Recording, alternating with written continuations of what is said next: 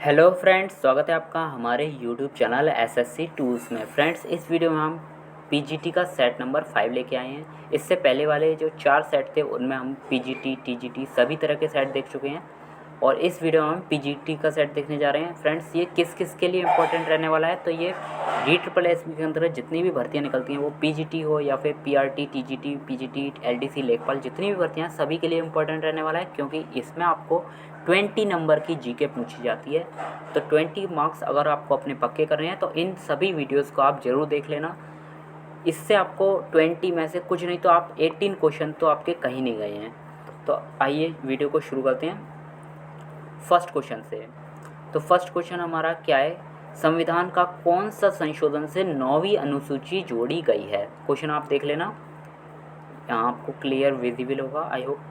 संविधान के कौन से संशोधन से 9वीं अनुसूची जोड़ी गई है, तो आप इसका आंसर क्या होगा, पहला संविधान संशोधन। दोस्तों, आपने इससे पहले वाले सेट देखे तो आपको पता लग गया होगा कि अनुसूची से संबंधित जो क्वेश्चंस हैं वो REEEEES के फेवरेट क्वेश्चन हैं, यानी कि हर सेट में आपको अनुसूची से संबंधित एक क्वेश्चन देखने को मिल रहा है।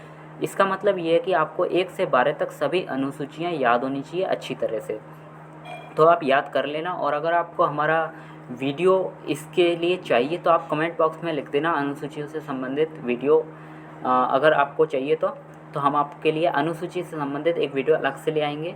तो इस वीडियो में क्या है खास देखते हैं। अनुसूची जो है वो पहले संविधान संशोधन द्वारा जोड़ी गई थी, 9वीं अनुसूची। इससे पहले वाले 3 सेट में अनुसूची से क्वेश्चन पूछ लिए गए हैं, जिसमें 7वीं अनुसूची से तो 3 यानी 2 या 3 बार आपका ये क्वेश्चन पूछा गया है।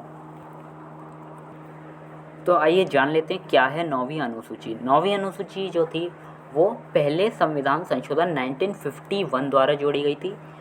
क्या किया गया था इसमें कुछ कानूनों की मान्यता न्यायपालिका के दायरे से मुक्त रखी गई थी, यानी कि इसमें एक बॉक्स टाइप का आपका बना दिया गया था, जिसमें संसद अगर कोई कानून बनाकर डाल देती है तो वो न्यायपालिका के दायरे से मुक्त होगा, यानी कि न्यायपालिका उसको देख नहीं सकती है, उसमें अपना कोई भी यानी कि मुकदमा दायर नहीं किया जा सकता है। इसके लिए क्यों लाया गया था आखिर ये कानून, तो दोस्तों भूमि सुधार के लिए लाया गया था। क्या था भूमि सुधार, जब हमारा देश आज़ाद हुआ था तो कुछ एक लोगों के पास पूरी की पूरी भूमि पर आधिपत्य स्थापित था, यानी कि कुछ एक लोग थे जिनके पास बहुत सारी भूमि थी, लेकिन कुछ लोग ऐसे थे, कुछ लोग नहीं बल्कि मोस्टली लोग ऐसे थे जिनके पास 1 बीघा ज़मीन भी नहीं थी, यानी कि कुछ भी नहीं था उनके पास, लेकिन वो उनका जीवन यापन करने का एक ही जो तरीका है वो कृषि था। कृषि पर डिपेंड थे, लेकिन कृषि पर डिपेंड कैसे थे, कृषि पर डिपेंड होने के बावजूद भी उनके पास एक भी कोई भी मतलब भूमि नहीं थी, 1 यूनिट भी भूमि नहीं थी पहले। तो उन लोगों को भूमि देने के लिए भूमि सुधार लाया गया था। भूमि सुधार के तहत कुछ ऐसे कानून बनाए गए थे, अगर उनकी भूमि छीनकर और गरीब लोगों को दे दी जाती है स्वेच्छा से या फिर कानूनन, तो उसके लिए न्यायपालिका में आप लोग केस नहीं किया जा सकता था। तो ये कहीं ना कहीं भारत के लिए जो है कल्याणकारी राज्य भारत को बनाने के लिए ज़रूरी भी था।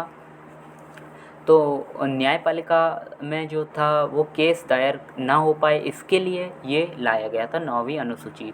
तो आई होप आपको समझ में आ गया होगा 9वीं अनुसूची का क्या महत्व है। पहले संविधान संशोधन 1951 द्वारा इसको जोड़ा गया था और आप समझ गए होंगे 9वीं अनुसूची क्या है। चलते हैं 10वीं अनुसूची की ओर। 10वीं अनुसूची में आपको जान लेना है कि ये जो था वो 52वां संविधान संशोधन द्वारा 1985 में लाया गया था। याद करने का तरीका है 52वां यानी कि 5 2 या 10, 52 यानी कि 5 2 या 10, 10 यानी कि 10वीं अनुसूची। तो 10वीं अनुसूची कैसे लाई गई थी, 52वां संविधान संशोधन द्वारा 1985 में। और इसमें क्या है खास, तो ये है दल बदल निषेध कानून, यानी कि दल बदल विरोधी कानून लाया गया था। इसमें दल बदल विरोधी कानून क्या है तो आपको ये नहीं जानना है, बस याद कर लेना है कि दल बदल निषेध कानून क्या था। तो अगर आप जान लेंगे कि क्योंकि ये इस साल इम्पोर्टेंट भी रहा है, बहुत चर्चा में रहा है राजस्थान की वजह से, लेकिन आपको ये पूरा नहीं जानना है क्योंकि ये तो यूपीएससी का टॉपिक हो जाता है। तो दल बदल विरोधी कानून किस के तहत लाया गया था, तो 10वीं अनुसूची के तहत। 10वीं अनुसूची जो है वो 52वें संविधान संशोधन 1985 द्वारा लाई गई थी। 10वीं के बाद आती है आपकी 11वीं अनुसूची। तो जो 11वीं अनुसूची है वो पंचायत व्यवस्था से संबंधित है। उसके बाद आती है 12वीं अनुसूची। 12वीं अनुसूची जो है वो नगर पालिका यानी कि म्यूनसिपालिटी से संबंधित है। इसके बाद जो आपकी 11वीं अनुसूची है वो 73वें संविधान संशोधन 1992 में लाई गई थी, जबकि जो 12वीं अनुसूची है वो 74वें संविधान संशोधन 1992 में लाई गई थी। तो 73, 74 ऐसे याद कर लेना। और ये 11वीं, ये 12वीं है। 11वीं में क्या था? पंचायत व्यवस्था। 12वीं में नगर पालिका। जो आपकी 11वीं अनुसूची थी उसमें 29 विषय हैं यानी कि 29 सब्जेक्ट्स हैं, जिसमें कुछ खास ये हैं ग्रामीण, विद्युतीकरण, प्राथमिक शिक्षा, चिकित्सालय, ये सब चीज़ें। जबकि जो आपकी 12वीं अनुसूची है जिसमें नगर पालिका आता है उसमें 18 विषय हैं। तो आप ऐसे याद कर लेना, 29 इसमें, 18 इसमें है। तो ये पहला क्वेश्चन था हमारा। नेक्स्ट है सेकंड क्वेश्चन। सेकंड क्वेश्चन में पूछा गया है नाट्य शास्त्र जिसमें अभिनव कलाओं को अच्छी तरह से संरक्षित किया गया है किसकी रचना है? तो नाट्य शास्त्र किसकी रचना है? इसका आंसर हो जाएगा भरत मुनि। तो भरत मुनि की रचना है नाट्य शास्त्र। तो ये किसका क्वेश्चन है? तो दोस्तों आपको शायद ऐसा लग रहा होगा ये हिंदी का क्वेश्चन है, रचनाएं पूछी गई है, लेकिन ऐसा नहीं है। ये आपका आर्ट एंड कल्चर का क्वेश्चन है। हमने पहले वाले वीडियोस में भी डिस्कस किया है। आर्ट एंड कल्चर के आपके 3-4 क्वेश्चन आपको देखने को मिल रहे हैं। 3 से 4 क्वेश्चन आपको देखने को मिल रहे हैं, जिसमें मंदिर से बहुत क्वेश्चन पूछे गए हैं, कुछ क्वेश्चन आपके अभिलेखों से भी पूछे गए हैं, कुछ क्वेश्चन राजदूतों से भी पूछे गए हैं, और यहाँ हमें ये रचना से भी कुछ क्वेश्चन देखने को मिल रहे हैं। तो मंदिर और जितने भी अभिलेख हैं, अभिलेख तो हम डिस्कस कर चुके हैं। मंदिर का क्वेश्चन और ये जो भी रचनाओं के क्वेश्चन हैं वो हम आपको अलग से वीडियोस में प्रोवाइड कर देंगे। तो नाट्यशास्त्र किसकी रचना है आपको इस वीडियो में ध्यान रखना है, भरत मुनि की रचना है। आइए कुछ और रचनाएं भी देख लेते हैं। तो नाट्यशास्त्र जो है वो भरत मुनि द्वारा लिखित संस्कृत भाषा का ग्रंथ है। आइए कुछ और देख लेते हैं। तो भवभूति, भवभूति जो है उनकी रचनाएं कौन कौन सी हैं? महावीर चरित, उत्तरामचरित, मालती माधव, ये तीनों रचना भावभूति की हैं। उसका भास की रचना कौन कौन सी हैं? तो स्वप्न वासव दत्ता, प्रतिज्ञा यौंग धरायण, पंचरात्र, ये है भास की रचना है। उसके बाद कालिदास की रचना है अभिज्ञान शाकुंतलम, विक्रमोर्वश्यम, मालविकाग्निमित्रम, मेघदूत, रघुवंशम, और उसके बाद ऋतु संहारम। तो ये सारी रचनाएं हैं कालिदास की।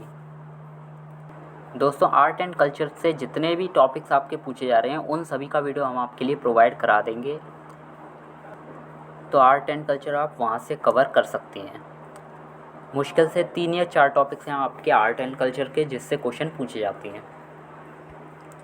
थर्ड क्वेश्चन, दिसंबर 22 जिस दिन प्रतिभाशाली श्रीनिवास रामानुजन का जन्म हुआ वह दिन इस प्रकार मनाया जाता है। तो 22 दिसंबर को कौन सा, सबसे पहले तो आपको ये बताना है 22 दिसंबर को कौन सा दिन मनाया जाता है। अगर आपको ये नहीं पता तो आप यहाँ से अंदाज़ा लगा सकते हैं रामानुजन। तो रामानुजन किसके थे? तो वो गणित के फील्ड के थे। तो यहाँ से आप पता लगा सकते हैं कि ये कौन सा दिवस हो सकता है। तो इसका आंसर क्या हो जाएगा? बी, यानी कि गणित दिवस, राष्ट्रीय गणित दिवस। तो आपको यहाँ से देख के ही अंदाज़ा लग जाएगा रामानुजन जो थे वो गणित के फील्ड से संबंधित थे, इसलिए ये राष्ट्रीय गणित दिवस बनाया जाता है 22 दिसंबर को इनके जन्मदिन के रूप में। तो अगर आपको याद नहीं हो रहा तो आप ऐसे कर सकते हैं 2 दूनी 4, गणित में हम क्या पढ़ते हैं 2 2 या 4 का टेबल, तो इस हिसाब से याद कर सकते हैं 2 2 या 4, 22 दिसंबर को राष्ट्रीय गणित दिवस हम लोग मनाते हैं। नेक्स्ट है फोर्थ क्वेश्चन जिसमें आपका पूछा गया है म्यांमार इसका नया नाम है। म्यांमार किसका नया नाम है? तो म्यांमार जो है वो बर्मा का नाम है। आई होप आपको पता होगा। तो म्यांमार किसका नाम है? बर्मा का नाम है। तो दोस्तों यहाँ देख लेते हैं म्यांमार कहाँ है। आपको यहाँ दिख रहा होगा ये पूर्वोत्तर राज्य है। पूर्वोत्तर राज्य कहाँ है? ये हमारे ये है पूर्वोत्तर, हम कह सकते हैं इसका उत्तर पूर्व के राज्य हैं ये, यानी कि नॉर्थ ईस्ट। तो नॉर्थ ईस्ट के जो राज्य हैं वो हमारे ये, जिनको हम 7 सिस्टर्स के नाम से जानते हैं। 7 सिस्टर्स में कौन कौन से आते हैं? तो इसमें अरुणाचल प्रदेश, असम, और इधर नागालैंड, मणिपुर, मिज़ोरम और मेघालय, ये सभी आती हैं। और आपको ध्यान रखने योग्य बात यहाँ है जो वो सिक्किम इसमें नहीं आता है। 7 सिस्टर्स में सिक्किम नहीं काउंट किया जाता है। तो यहाँ हम म्यांमार को देखने आए, तो म्यांमार कहाँ है आपको दिख रहा होगा, ये म्यांमार है जो कि हमारे इस उत्तर पूर्व के जो राज्य है नॉर्थ ईस्ट उससे चिपका हुआ है।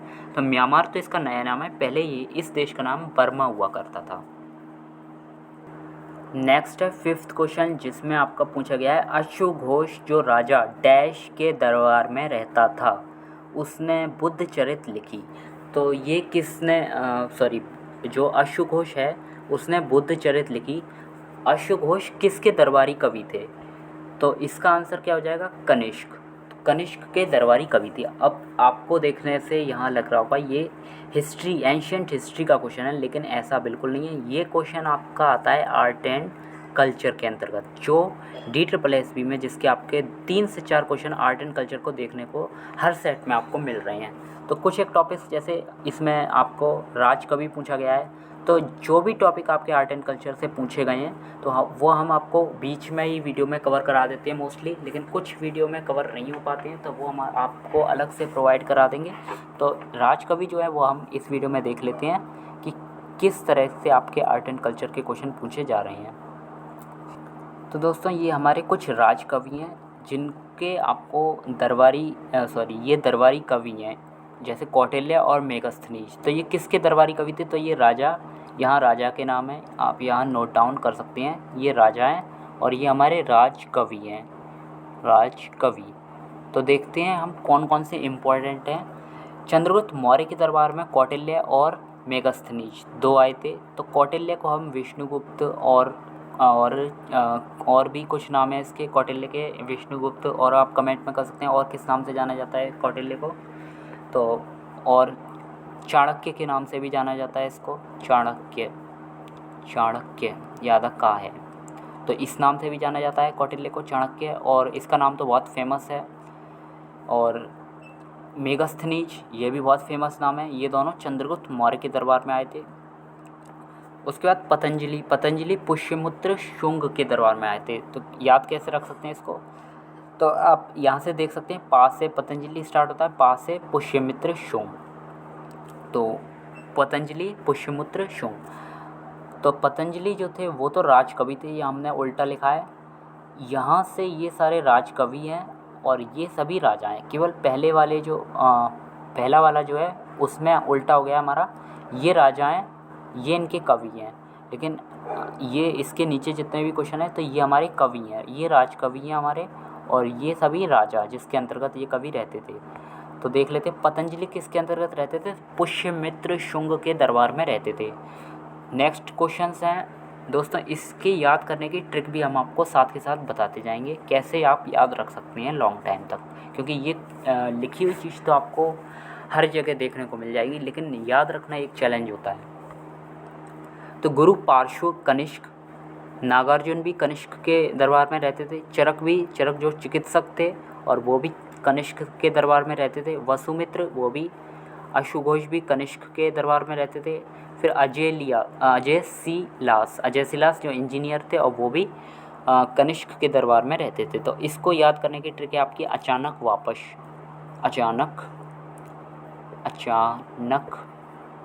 जैसे अगर कोई अचानक वापस आ जाए तो आप कैसे कहते हैं?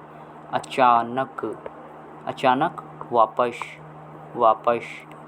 मतलब अचानक वापस आ गया, तो आप ऐसे कर सकते हैं अचानक, तो वापस होता है, लेकिन हमने ट्रिक वापस लिखी, आपको वापस ही याद करना है। तो आज से क्या हो जाएगा? तो यहाँ आप देख सकते हैं आज से कौन सा है इसमें, आज से इन सब में अश्वघोष। तो अश्वघोष जो है वो आज से हो गया आपका।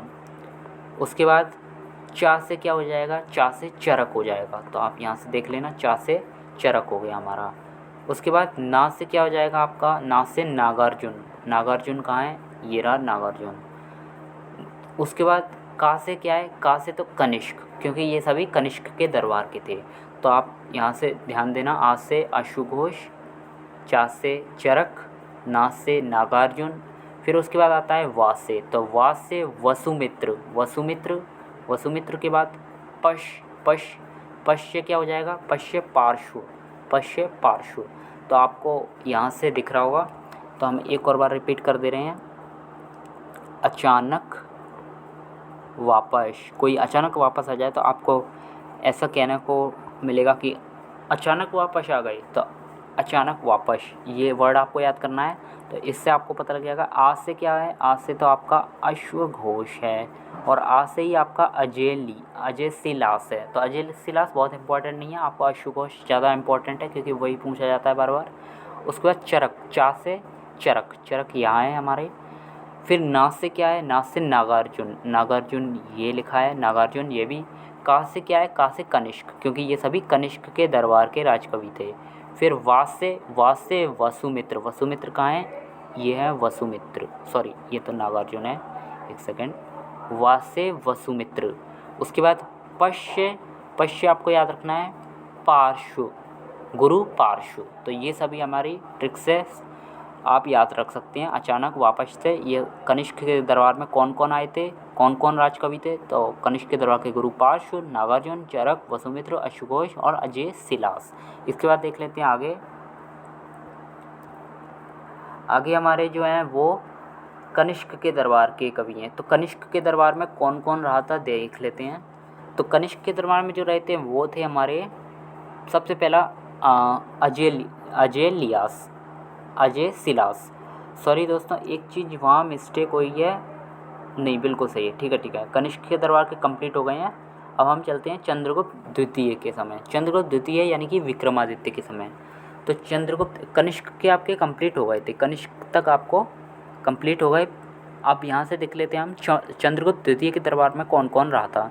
चंद्रगुप्त द्वितीय जिसे हम विक्रमादित्य भी कहते हैं, तो इसके दरबार के जो राजकवि हैं वो कालिदास, धन्वंतरी, शंकु, वरामेर, शंपड़क और वेताल भट्ट, अमर सिंह, ये और लास्ट है फाहियान। ये सभी चंद्रगुप्त द्वितीय यानी कि विक्रमादित्य के राजकवि थे। कैसे याद रख सकते हैं, तो एक ट्रिक है, आप विक्रम बेताल तो आपने देखा ही होगा, तो ट्रिक हम यहाँ लिख रहे हैं, विक्रम बेताल, विक्रम बेताल, काला धन, विक्रम बेताल कह रहे हैं, आपस में बात कर रहे हैं, काला धन, काला धन, क्षण भर, क्षण भर, क्षण भर, फलत है, फलत है, अमर नहीं, अमर नहीं। तो यहाँ से आपको इम्पोर्टेंट कवि सारे याद हो जाएंगे। देखो सरल सी ट्रिक है दोस्तों। विक्रम बेताल तो आपने सभी ने देखा होगा। तो विक्रम बेताल, काला धन, काला धन, क्षण भर फलत है, अमर नहीं। यहाँ से आप याद कर सकते हैं, विक्रम बेताल, काला धन, क्षण भर फलत है, अमर नहीं। मतलब इसका मतलब क्या होगा कि विक्रम बेताल आपस में बात कर रहे हैं कि काला धन जो है वो क्षण भर के लिए फलता है, अमर नहीं, मतलब हमेशा के लिए नहीं। तो कैसे याद कर सकते हैं आप, सबसे पहले यहाँ ये लिखा हुआ है, आप इसको देखना, विक्रम, विक्रम से हो जाएगा आपका, एक सेकेंड, तो यहाँ लिखा हुआ है, आप यहाँ ध्यान देना, विक्रम से हो जाएगा आपका विक्रमादित्य। तो राजा विक्रमादित्य यानी कि चंद्रगुप्त द्वितीय की बात हो रही है। तो इसके दरबार के कौन थे कवि, तो बेताल से हो जाएगा आपका वेताल भट्ट, काला से हो जाएगा आपका कालिदास, फिर धन से हो जाएगा आपका, धन से हो जाएगा आपका, यहाँ लिखा होगा धन से धन्वंतरी, क्षण भर, क्षण भर से हो जाएगा छपड़क, छपड़क, फलत, फलत से हो जाएगा आपका फाहियान, फा से फलत, फा से फाहियान, अमर से हो जाएगा आपका अमर सिंह। तो यहाँ मोस्टली आपके कंप्लीट हुए, और जो भी यहाँ रह गए हैं वो इम्पोर्टेंट नहीं है, वो नहीं पूछे जाते। तो इस ट्रिक के जरिए आप याद कर सकते हैं। विक्रम बेताल आपस में बात कर रहे हैं कि विक्रम बेताल, काला धन क्षण भर फलत है, अमर नहीं, अमर नहीं मतलब हमेशा नहीं फलता, काला धन कुछ क्षण के लिए ही फलता है। तो विक्रम से विक्रमादित्य, वेताल से वेताल भट्ट, काला से कालिदास, धन से धन्वंतरी, क्षण भर के से छपड़क, उसके बाद फलत से फाहियान, अमर से अमर सिंह। तो ये आपको याद हो जाएंगे इस ट्रिक से। उसके बाद कुछ और हैं वो सिंपल हैं, तो जो सिंगल लाइनर हैं वो तो आपको ऐसे याद हो जाएंगे, जो याद नहीं होते हैं वो आपको ट्रिक से बता दिए जाते हैं यहाँ। उसके बाद हर्षवर्धन के दरबार में कौन थे, हर्षवर्धन के जो दरबार में थे वो बाणभट्ट और ब्रह्मगुप्त। दोस्तों इस क्वेश्चन को आपको बार बार पूछा जाता है, बाणभट्ट किसके दरबार के कवि थे? तो आपको याद रखना है हर्षवर्धन के दरबारी कवि थे बाणभट्ट। याद रख लेना आपको इस तरह की ब्रह्म बाण, आपने नाम सुना होगा एक सेकेंड, ब्रह्म बाण। तो ब्रह्म बाण एक ऐसी ट्रिक है जिसके जरिए आप याद रख सकते हैं ब्रह्म से ब्रह्मगुप्त, बाण से बाणभट्ट, ये दोनों हर्षवर्धन के दरबारी कवि थे। उसके बाद नेक्स्ट की ओर चलते हैं जिसमें आता है महिपाल फर्स्ट का नाम। महिपाल फर्स्ट के दरबार में जो रहते थे वो जीमूत वाहन रहते थे। जीमूत वाहन की जो रचना थी वो दया भाग सागर थी। तो जीमूत वाहन जो थे वो महिपाल फर्स्ट के दरबार के कवि थे। नेक्स्ट है रामपाल। रामपाल के दरबार में संध्याकर नंदी रहते थे। संध्याकर नंदी की जो रचना है वो रामपाल चरित्र, क्योंकि ये रामपाल के दरबार में रहते थे इसलिए इन्होंने लिखी रामपाल चरित्र। क्या नाम है इनका? संध्याकर नंदी। उसके बाद है चंदबरदाई पृथ्वीराज चौहान के दरबार में रहते थे, ये सभी को याद होगा।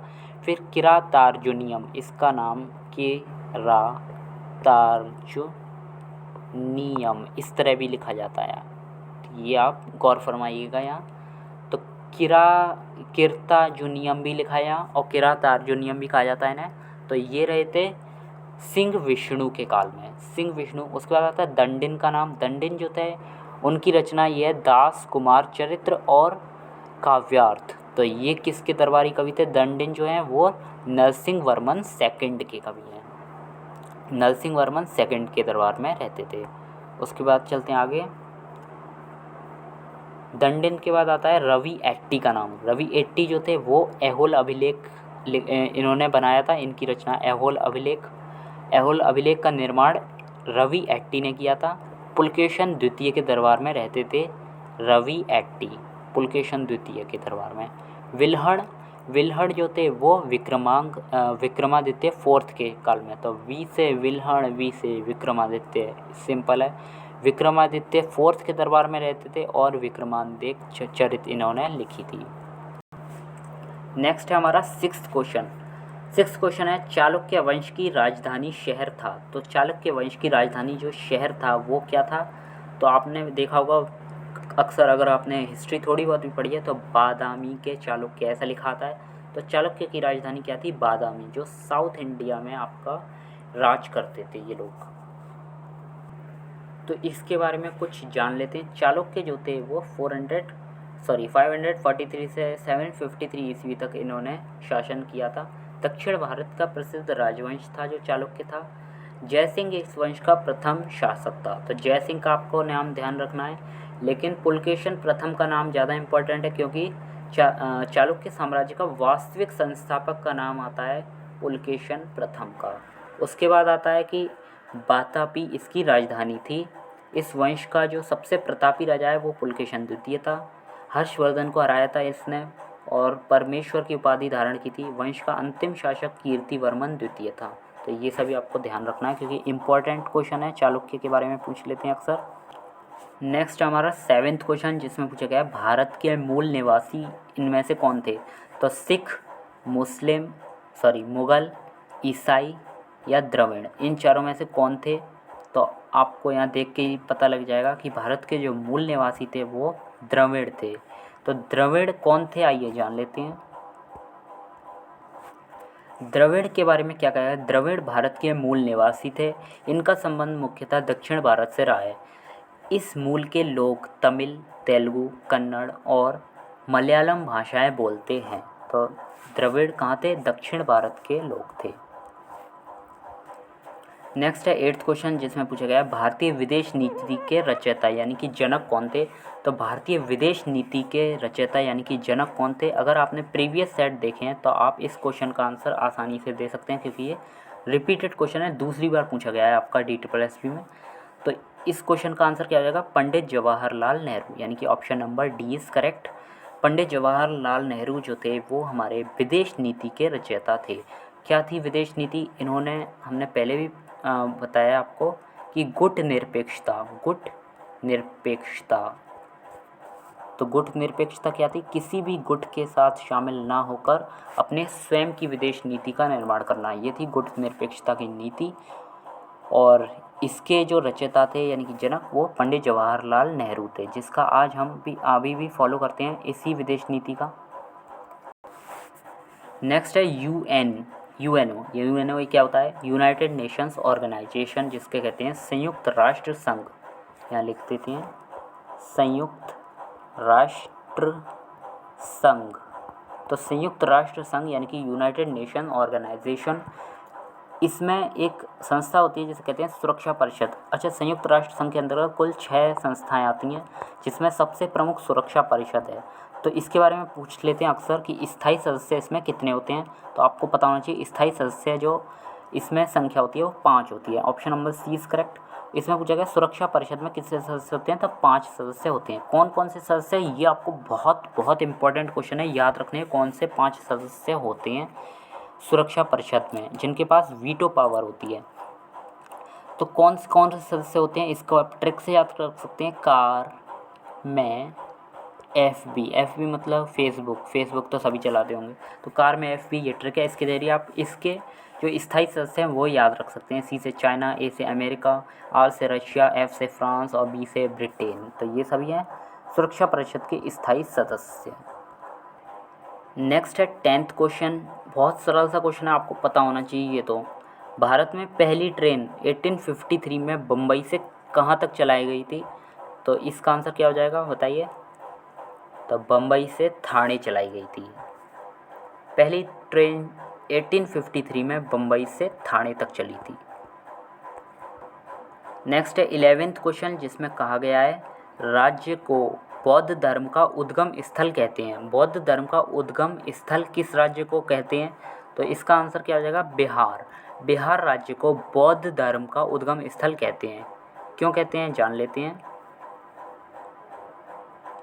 तो यहाँ लिखा है साफ, आप पढ़ सकते हैं कि बिहार बौद्ध धर्म के पर्यटन स्थल, ऐतिहासिक धरोहर, आध्यात्म और संस्कृति का केंद्र रहा है। बिहार में प्रथम बौद्ध संगीति, द्वितीय बौद्ध संगीति, तृतीय बौद्ध संगीति और का आयोजन हुआ था, इसलिए बिहार को बौद्ध धर्म का उद्गम स्थल कहते हैं। अच्छा, बौद्ध संगीति क्या होती है? बौद्ध संगीति मतलब यहाँ बहुत सारे लोग आकर ज्ञान लेते हैं बौद्ध धर्म का। तो क्या होती है, तो पहली जो थी राजगृह में हुई थी, दूसरी वैशाली और तीसरी पाटलिपुत्र, तीनों बिहार में स्थित हैं। चौथी जो है वो कुंडलवन में हुई थी। बौद्ध संगीतियाँ अक्सर पूछ ली जाती हैं, तो एक क्वेश्चन आपको देखने को मिला है, यानी कि बौद्ध संगीति से इस बार भी क्वेश्चन बनने की संभावना बनती है। तो बौद्ध संगीति को हम एक नज़र में देख लेते हैं। प्रथम बौद्ध संगीति, द्वितीय बौद्ध संगीति, तृतीय और चतुर्थ बौद्ध संगीति। सबसे पहले ये कहाँ हुई थी, नाम याद रखने हैं, क्योंकि ये पूछ लेते हैं किस जगह बौद्ध संगीति का आयोजन हुआ था। तो आपको याद कैसे रखना है, आपको अलग अलग याद नहीं रखने हैं, एक साथ 4 आपको याद कर लेना है। पहली राजगृह, वैशाली, पाटलिपुत्र, कुंडलवन, एक साथ 4 नाम याद करना, तो आपको याद रहेंगे। अगर आप एक एक करके पूरा एक लाइन से याद करेंगे तो कभी याद नहीं रख पाएंगे। नाम याद करना, राजगृह, वैशाली, पाटलिपुत्र, उसके बाद कुंडलवन। तो जो तीनों के पहले 3 हैं, राजगृह, वैशाली, पाटलिपुत्र, तीनों बिहार में हैं, कुंडलवन अलग है। तो आपको ये याद रखना, राजगृह, वैशाली, पाटलिपुत्र, कुंडलवन, 2-4 बार आप बोलेंगे वैसे ही आपको याद हो जाएगा।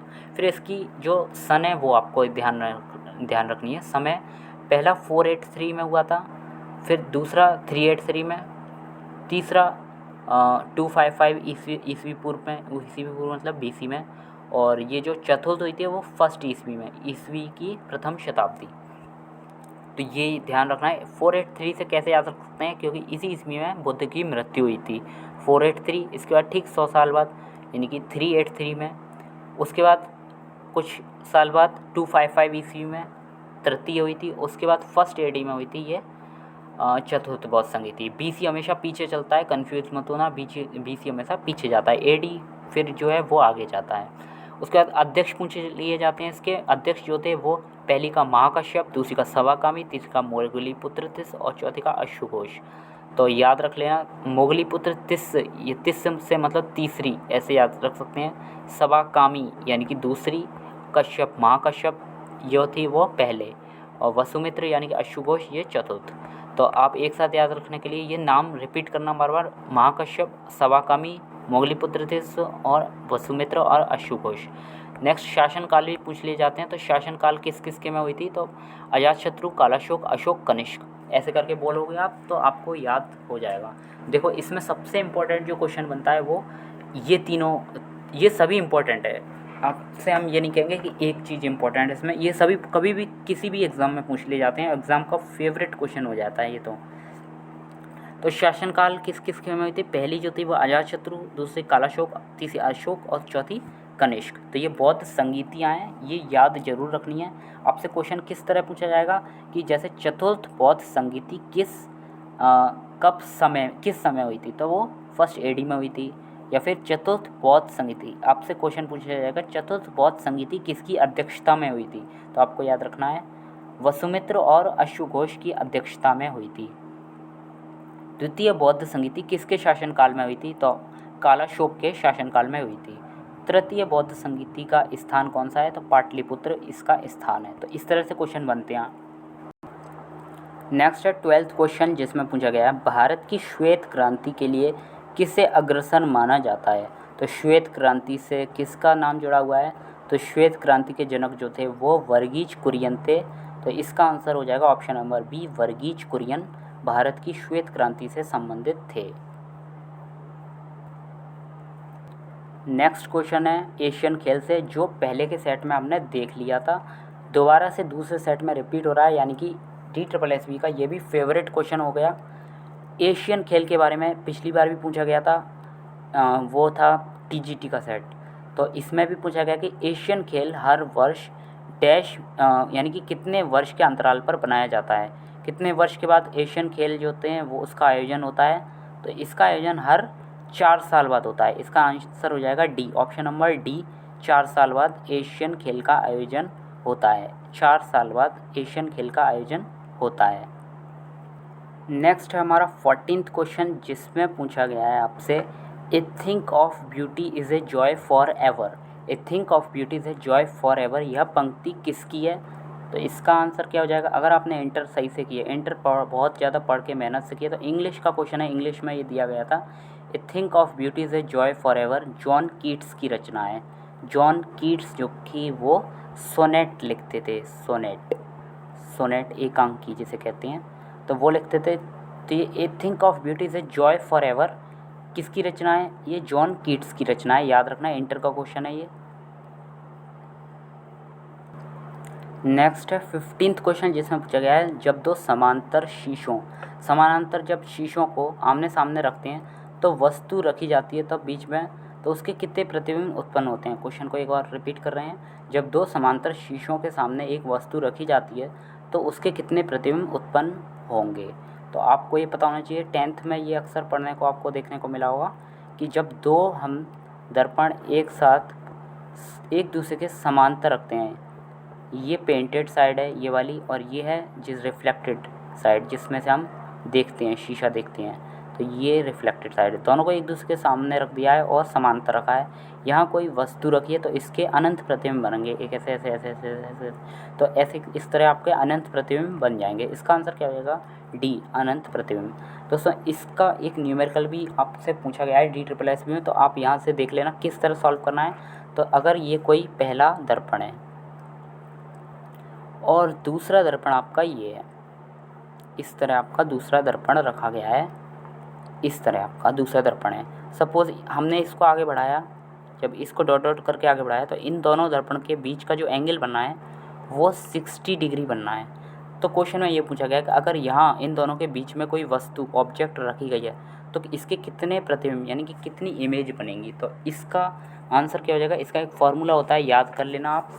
इसका फार्मूला होता है 360/θ-1। यहाँ थीटा कौन सा एंगल है? इन दो जो दर्पण है इनके बीच का, यानी कि जो दर्पण है मिरर्स हैं इनके बीच का जो एंगल है वही है थीटा। तो यहाँ देख लेते हैं क्वेश्चन का आंसर कैसे हो जाएगा। 360/θ कितना है? 60 डिग्री, क्योंकि दोनों दर्पण के बीच का एंगल 60 डिग्री दिया गया है यहाँ। तो 60-1, तो यहाँ अगर सॉल्व करेंगे तो 0 से 0 कैंसिल, 6 6 या 36, तो 6 - 1 क्या हो गया? 5। तो 5 इस तरह आपको सॉल्व कर लेना है न्यूमेरिकल। तो इसका आंसर क्या हो जाएगा? इसका आंसर आपका अनंत हो जाएगा। कैसे हो जाएगा? क्वेश्चन से अगर न्यूमेरिकल से सॉल्व करें तो 360/θ-1, जब दो समांतर यानी कि समानांतर पैरेलल रखे गए हैं तो इनके बीच का एंगल आपको दिख रहा होगा 0 एंगल है। तो 360/θ की जगह अगर हम 0 लिखेंगे -1, और आपको पता है किसी भी संख्या का अगर 0 से डिवाइड करते हैं तो उसका आंसर क्या होता है, अनंत, यानी कि इनफाइनाइट। इनफाइनाइट में से अगर 1 माइनस करेंगे तो भी वो अनंत ही रहता है। तो ये इसका आंसर हो जाएगा। 16th क्वेश्चन जो करंट से रिलेटेड है। बीजेपी के अध्यक्ष अमित शाह ने कर्नाटक के पूर्व मुख्यमंत्री तो ये आपको नहीं देखना है, बस आपको इतना ध्यान रखना है अभी, क्योंकि ये 2014 का क्वेश्चन है तो ये करंट का उस समय का था, अभी आपको नहीं देखना है। बीजेपी के अध्यक्ष कौन है इस समय, उस समय अमित शाह थे, आज कौन है, तो आपको ध्यान रखना है JP नड्डा। JP नड्डा जो हैं वो हैं बीजेपी के अध्यक्ष, तो नाम ध्यान रखना है। 17th क्वेश्चन ये भी आपका करंट से रिलेटेड है, इसको भी नहीं देखना है आपको। नेक्स्ट है 18th क्वेश्चन जिसमें पूछा गया भारत का 29वां राज्य कौन सा है, तो भारत का 29वां राज्य आपका तेलंगाना है। तेलंगाना भारत का 29वां राज्य है। दोस्तों इस समय भारत में कितने राज्य हैं, तो जब 370 आर्टिकल को हटा दिया गया है, आर्टिकल नंबर 370 को हटा दिया गया है जो जम्मू कश्मीर राज्य से संबंधित था, उसको हटाने के बाद अब हमारे 28 स्टेट्स हैं, स्टेट्स मतलब राज्य जिसे कहते हैं, और 8 यूटीज़ हैं। 8 यूटीज़ जैसे यूनियन टेरिटरीज़ यानी कि संघ शासित प्रदेश कहते हैं जिन्हें, वो 8 हैं, क्योंकि जम्मू कश्मीर को हटाकर हमने क्या बना दिया है, जम्मू कश्मीर को यूटी बना दिया है। और जम्मू कश्मीर जो है आपका ऊपर इस तरह, जैसे ये इंडिया का मैप है सपोज़, तो इंडिया में हमने ये जम्मू कश्मीर का पार्ट होता था, तो इसको यहाँ का जो पार्ट है ये जम्मू कश्मीर कह दिया है जो कि एक यूटी है, और दूसरा ये ऊपर वाला पार्ट है इसको हमने लद्दाख कह दिया है जो कि एक अलग यूटी है। लद्दाख कैसे लिखना है आप देख लेना, लद्दाख। तो इस तरह आपको ध्यान रखना है कि जम्मू कश्मीर का ये जो पार्ट है, ये पार्ट आपका जम्मू कश्मीर और वो पार्ट आपका लद्दाख के अंतर्गत शामिल कर लिया गया है, और दोनों यूटी बन गए हैं। इस तरह हमारे 28 स्टेट्स हो जाते हैं और 8 यूटी, यानी 28 आपके राज्य हैं और 8 संघ शासित प्रदेश। लिख के एक बार बता देते हैं, संघ शासित प्रदेश, तो इससे आपको आसानी हो जाएगी। नेक्स्ट है केसर मसाला बनाते वक्त पौधे का निम्न में से कौन सा हिस्सा उपयोग करते हैं, तो केसर मसाला बनाते समय पौधे का कौन सा हिस्सा उपयोग करते हैं हम लोग, तो वर्तिकाग्र। Option number D is correct. तो इसको हम देख लेते हैं, बायोलॉजी का क्वेश्चन है और इम्पोर्टेंट भी हो जाता है। केसर मसाला बनाते वक्त पौधे का निम्न में से कौन सा हिस्सा उपयोग करते हैं, तो पौधे जो केसर होता है आपको पता है दूध में डालकर पिया जाता है, और केसर जो है बहुत स्वादिष्ट होता है, और ये जम्मू कश्मीर में इसकी खेती की जाती है, जम्मू कश्मीर में। और इसका जो है वो वर्तिकाग्र हिस्सा, पुष्प का जो वर्तिकाग्र हिस्सा है वो इसका खाया जाता है, यानी कि उपयोग में लिया जाता है। तो इसी से संबंधित हमारे और भी क्वेश्चंस हैं।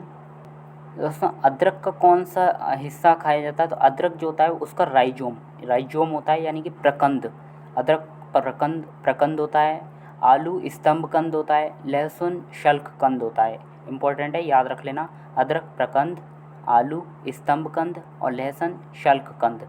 उसके अलावा गन्ना, अदरक, आलू तीनों ही तना होते हैं, तना यानी कि स्टेम, तीनों तना होते हैं। उसके बाद प्याज जो होती है मासल पर्ण मतलब पत्ता जब मासल होकर एक के ऊपर एक लपेट जाता है तो वो प्याज का निर्माण होता है, इसलिए हम मासल पर्ण कहते हैं प्याज को।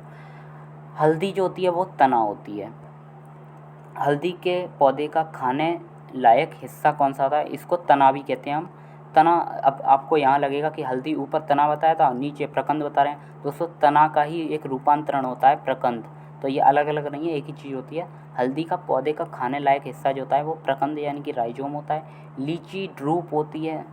अब ड्रूप क्या होती है वो आपको बायोलॉजी में यहाँ बताया जाएगा, यहाँ नहीं, यहाँ आपको लर्न करना है बस। शकरकंद जो होता है रूपांतरित जड़ होती है, जड़ मतलब नीचे की ओर जो जड़ पहुँच जाती है, रूट्स जैसे कहते हैं। उसके बाद मटर का पौधा जो होता है वो शाक होता है, मटर का पौधा शाक होता है।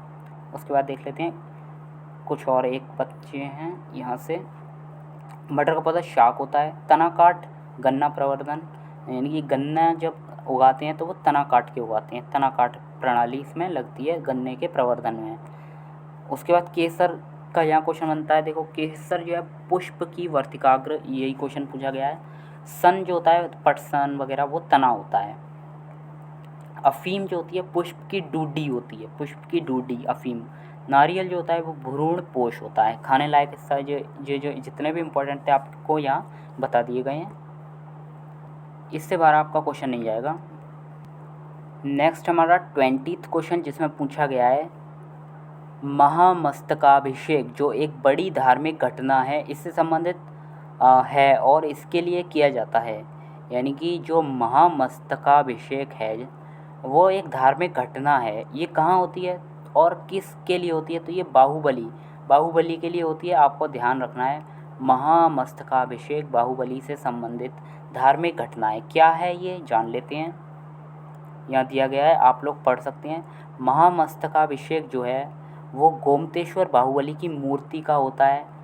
अच्छा, महामस्तकाभिषेक क्या होता है? मस्तक मतलब आपको पता होगा, मस्तक मतलब माथा यानी कि सिर, और अभिषेक मतलब उस पर मुकुट चढ़ाया जाता है हर 12 साल के अंतराल पर। जैसे कुंभ मेला होता है 12 साल बाद, वैसे ही यहाँ दक्षिण भारत में एक प्रमुख फेस्टिवल है महामस्तकाभिषेक जो बाहुबली की मूर्ति का होता है। 12 वर्ष के अंतराल पर होता है। कर्नाटक राज्य के श्रावणबेलगोला शहर में होता है। भगवान बाहुबली की 18 मीटर की यहाँ एक प्रतिमा है। एकेश्वर प्रतिमा एकाश्म ऊंची एकाश्म प्रतिमा स्थापित है यहाँ 18 मीटर की, जिस पर महामस्तकाभिषेक जो है आयोजन किया जाता है हर 12 वर्ष में बाहुबली की मूर्ति पर। तो ये तो है आपके 20 क्वेश्चंस। आई होप आपको पसंद आए होंगे। अगर पसंद आए तो वीडियो को लाइक करना, शेयर करना एंड सब्सक्राइब करना मत भूलना। Thank you.